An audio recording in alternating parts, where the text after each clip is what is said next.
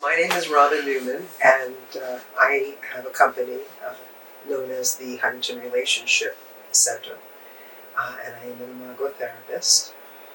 And my name is David Weber, and I too have my own practice, the Holistic Counseling Center of Long Island, and I too am an Imago Relationship Therapist. I've had the pleasure and the privilege of collaborating with Robin over the years, and we're going to talk about some ideas and things that show up in our day-to-day practice and how they impact couples. So one thing that David and I were discussing was the fact that people think that because we are relational therapists, that precludes an individual from coming in and getting everything that they need in a session. So I've gone down that rabbit hole with people, trying to explain to them that Imago is object relations oriented, attachment oriented, where everything goes back to childhood, and psychodynamic theory as well. So the things that we experience in childhood show up in our intimate partner relationships as adults. yes, it's also solution focused and gestalt. So all of these components together are extremely beneficial in trauma work. Sure. So I was sharing with David before we started to do this clip about an individual that came to see me that was a referral from another therapist. And I always appreciate referrals from therapists because that shows me that I'm doing my job out there. Sure. Those are always the best referrals. And she chose to not go with me because she said I was a romantic therapist and she wanted to be, and if she were to go into a romantic relationship, then she would choose me to be the therapist. And when a situation like that occurs, I don't know about you, but I don't even bother to push back because I think in every session I explain myself very clearly about what the basis is for Imago. Right. So have you also experienced something like this occasionally? To some extent, yes. I think that, one of the things that I spend a little bit of time on, and I'm sure you do as well, is some of the things that we've talked about.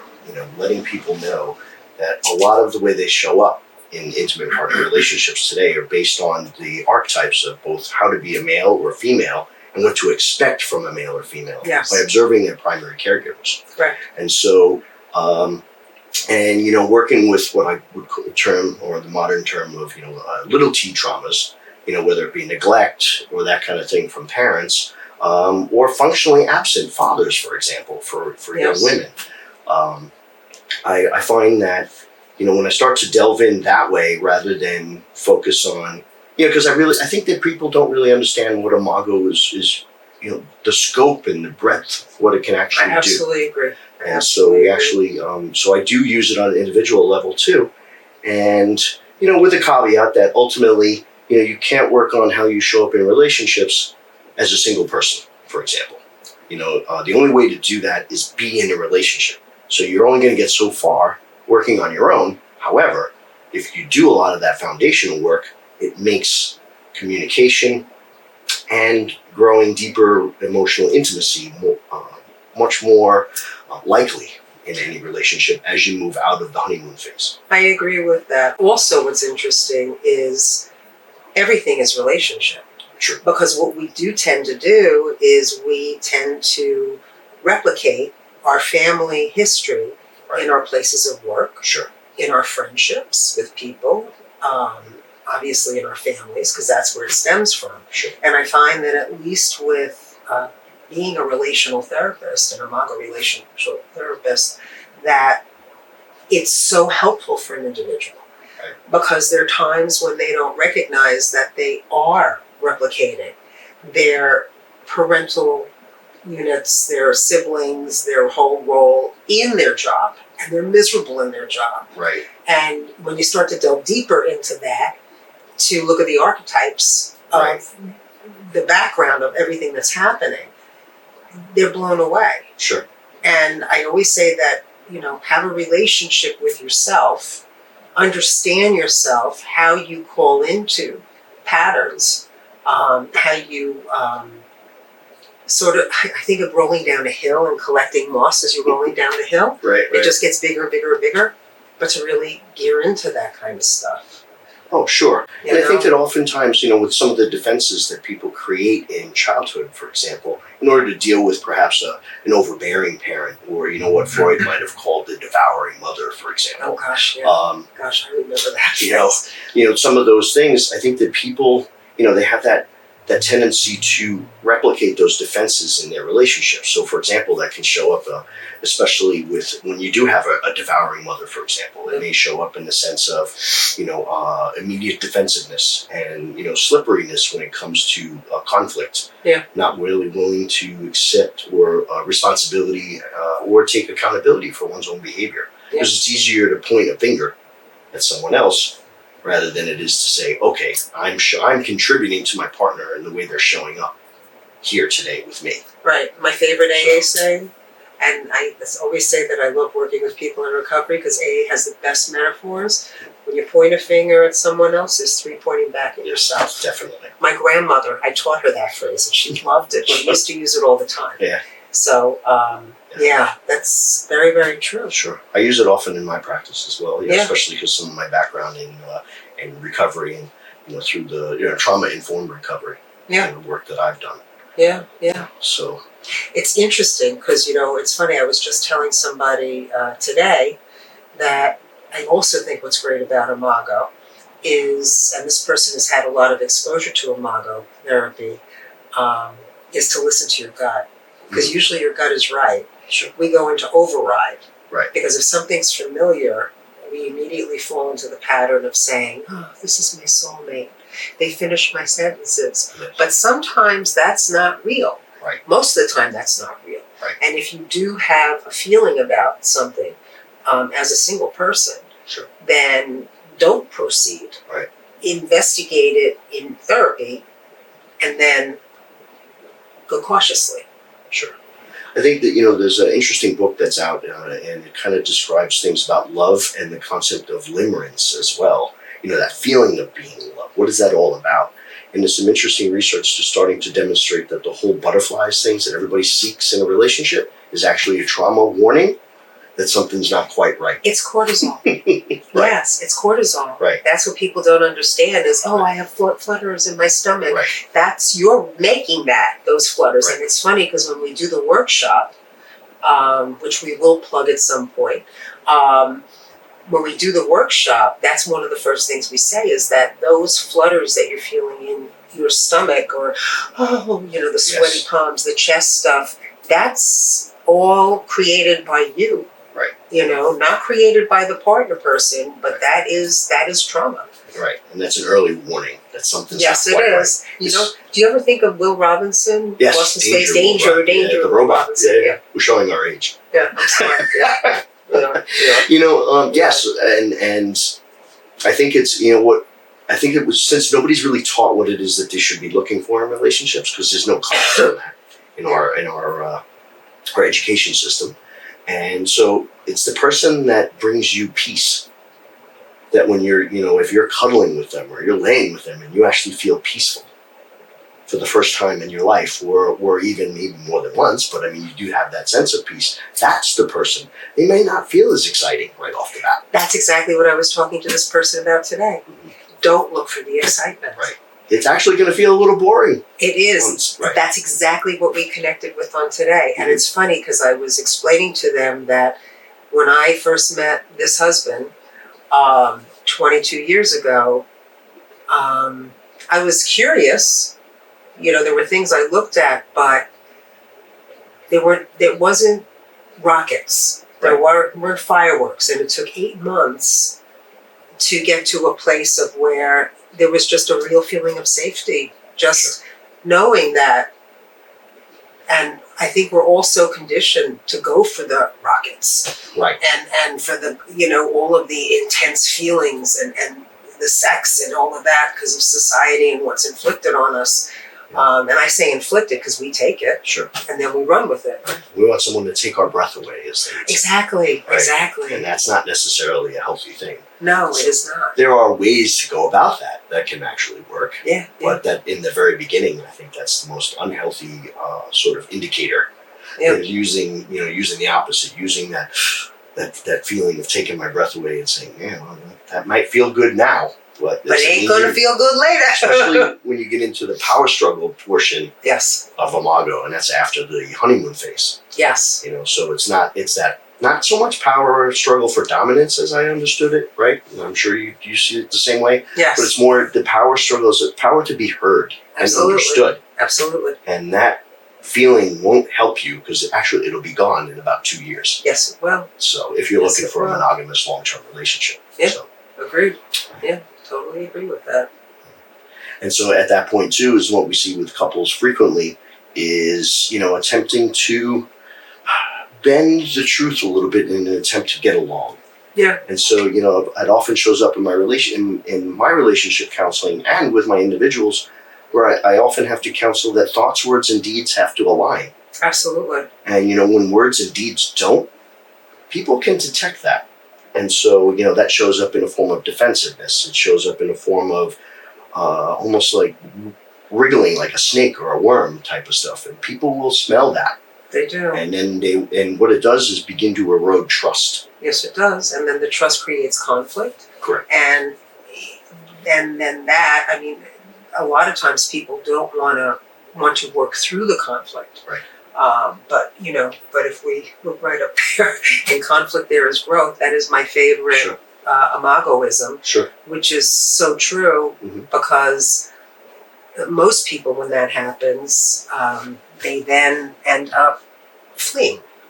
Right. Or, if they're more reptilian and not monkeys, they'll end up fleeing, Sure. because it's the fight or flight syndrome. So, right. But that's a really good point. It's very true. It really is. I see that often, and I try to explain to people that actions, words have to align. I had a session, oh my goodness, Thursday night, where the gentleman was over a half an hour late for our session. And I really, and his wife sat here before for the half hour looking at me saying, this is exactly the stuff where he tells me how deeply he loves me, but this is what he does all the time. So how am I supposed to believe that there is actual desire to be connected to me or to be interested in what I'm saying? And he probably doesn't have the insight into understanding that, there's the implicit message he's sending by being late. Correct. That this is not as important. Other things are. Correct. There's a saying that I often use and I counsel with people too is, if you're interested, you'll do what's convenient. But if you're dedicated, you'll do what it takes. Yeah. Oftentimes in our society today, the concept of, hey, when you ask somebody how they are, which has become like part of our greeting in American society in my lifetime, they'll say, oh, busy, but good. Well, it's almost as if exhaustion is a badge of honor in American society today. And they're spending way too much time working, doing other things, and wondering what's on their phones, and not enough time connecting. Big issue. And that has changed drastically in our lifetime. Well, it has, and it makes me sad because I know that before COVID, it just feels like it's crescendoing in such a way that is not a positive. And I always say to people, stop being the human doing and be a human being. Right. Because human being, be human. It's like kind of like, and I'm not the one that coined that, somebody else did. Yeah, that was from the 60s, wasn't it? The human being, I think that was at some point, right? I want to say like Berkeley or something. Something. But it's true though. Right. But it's so true because I think that is such a big issue with so many people that come in. Sure. It's just, it's too much. And they downplay, so they may have insight. They may do the first two parts of validating and empathizing with a partner as they grow and learn to do this. Yeah. But it's that last final step that they have the biggest trouble with, and that's connecting with the other person's emotions. Yes. So they may say something like, you make sense to me because I imagine you're feeling X. Yes. But then instead of actually coming from that place, they will say, however, you're wrong because this is what I really mean. Yes. And that solves nothing. Well, that also undoes the validation. Correct. It's immediately. Like, it's the same thing as saying, I'm so sorry you feel that way. Right. Drop the mic. It's like, drop the mic. Right. But it's a similar thing. And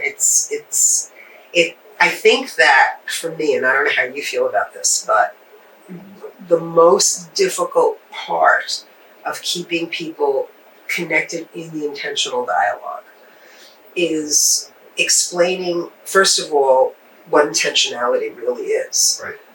And I always say to them, I'm very much like, state highway patrolman standing over you. You have to do the speed limit in the beginning. There's freedom in form over time, but you have to learn how to be intentionally connected and listening. It's active listening. There's a difference between hearing and listening. Right.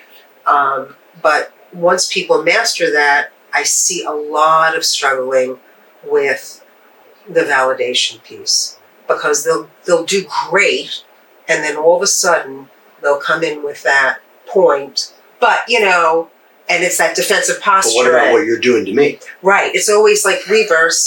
I'm like, and I just look at them and I'll just go, guys, you just undid the whole validation. Right. But I don't understand how I did that. Right. And then you have to explain to them. But I also think, and I don't know, I was just saying this to someone today, I have noticed that my practice is ratcheted up to such a high frequency. The cases that are coming in, first of all, I believe environment affects Absolutely. everybody. So all of the crazy that's going on in this world right now, and it is crazy, is affecting people in their relationships. Sure. So that's coming in with, on top of the stuff that they already have. Right. And ever since everybody went remote with their jobs, the demand is insane. Sure. You can't work 80 hours a week and think you're going to have a relationship with someone. And that's the big thing too, is because, since second wave feminism, and yes, women should have had the option to be able to work and earn a living if they chose to. Right. But nobody really thought about what it would look like to the nuclear family. Mm-mm. What were the duties and responsibilities going to be? So there were assumptions made that they would do both, work and maintain their house and raise the children. Which is really blowing up. It's not working anymore. No, it really isn't. And I see that as well. especially in the Northeast, these higher, the higher earnings areas like New York, California, we're seeing on the West Coast as well, where people are burning out. And they're wondering why they're unable to connect with their spouse, and why there's this almost a formation of boredom in the relationship. Well, if you don't spend time, it's going to be boring. Of course. And all you're doing is working to, and the only conversations you have so here's operant conditioning playing out too. The only phone conversations they're having are discussing what problems exist in the family. Right, exactly. And they're not having conversations like they used to when they first met, whether it be flirtatious in some way, or, hey, let's make a plan, or, what was the good part of your day? Or even sexy texting with your partner. Absolutely. I mean, I tell people all the time, send a sexy text. Yes. It's just something that will... You did it in the beginning. Right, but that also comes down to, think about it, appreciations. Sure. Because that is a way of appreciating your partner for who they are. Also, just people need to feel like they matter. Right. Like we do Don does a whole segment. He's, he's a facilitator, but I'm telling these folks out here that he is an Imago facilitator. So he helps me with the workshops. And we're very excited that you're going to be doing the workshops with us. Sure. But it boggles the mind that people they don't even consciously thank their partner for doing something, because everybody's so rushed in their life, and there's just assumptions, and there's a little bit of a loss of gratitude. Assumptions, yes, I agree. That someone should do something because of perhaps a gender role, or traditional or otherwise. I agree. And there's no appreciation for these things, and it's all about now, especially younger generations. Yeah. An expectation something should be fixed in the house immediately. Meanwhile, that person is working long hours. Whether it be male or female, it doesn't matter. Yeah. Where this problem should be taken care of, where that financial need needs to be resolved immediately. Yeah. But we didn't get here overnight. We're not going to get out of it overnight. And there's no clasping of hands and saying, let's do this together. And there's a forgetting of power in numbers.